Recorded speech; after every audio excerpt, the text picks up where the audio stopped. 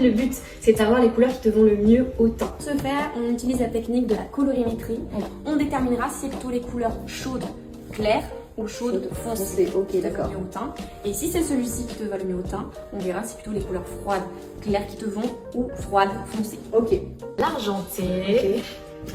On va comparer avec le doré. Ce qu'il faut que tu regardes, ça va être au niveau déjà des zones d'ombre. T'as sous les yeux, t'as ici au niveau du nez, commissure des lèvres, t'as l'ovale du visage et t'as aussi, tu vois, les petites pommettes qui sont creusées ou pas.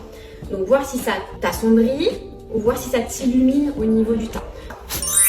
Wow. Ouais, ça fait un peu plus, ça fait plus peps quoi, genre, je suis plus vivante. Là pour le coup, regarde la couleur de tes yeux. Ouais, oui, regarde le bleu de tes yeux. Il faut que j'achète de l'argent.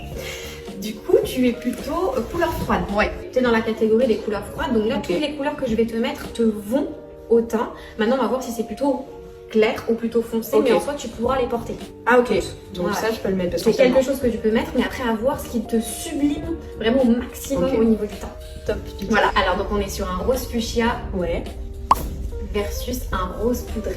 Bah là j'ai l'impression d'avoir vraiment de la couleur. Et c'est fou parce que en étant assez claire et pâle de peau, j'ai l'impression que tout ce qui va être pâle, ça va me rendre malade et pas du tout... Non, pas du tout, au contraire. Donc là ça c'est mieux. Oui, complètement. Alors ici on est sur du violet. Ouais. Et du parfum.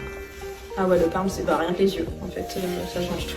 C'est beaucoup plus dur au niveau des traits, ça t'assombrit. J'ai l'impression qu'il n'y a plus de forme en fait. Complètement. On va tester vraiment des opposés. Donc là on est sur une couleur chaude, un bleu canard. Ouais, on va tester avec un bleu ciel. J'ai l'impression que même le fond de mon œil est jaune. Oui, exactement. En fait, le blanc de tes yeux jaune. Et donc du coup, le bleu de tes yeux ressort moins. Ouais.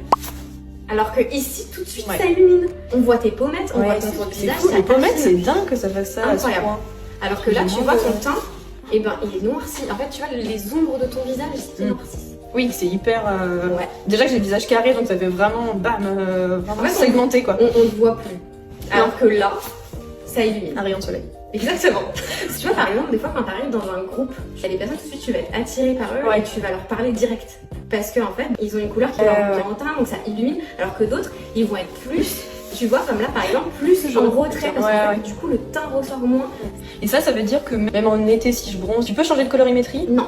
En fait, ton teint, il va être à son minimum en hiver et à son maximum en été. Mais en soi, c'est toujours le même teint. C'est juste que oui, en été, tu auras l'impression qu'il y a plus de couleurs qui te vont qu'en hiver parce que du coup, forcément, t'es un peu plus blanche. C'est ça. Mais en soi, tu peux pas basculer d'un truc chaud à froid.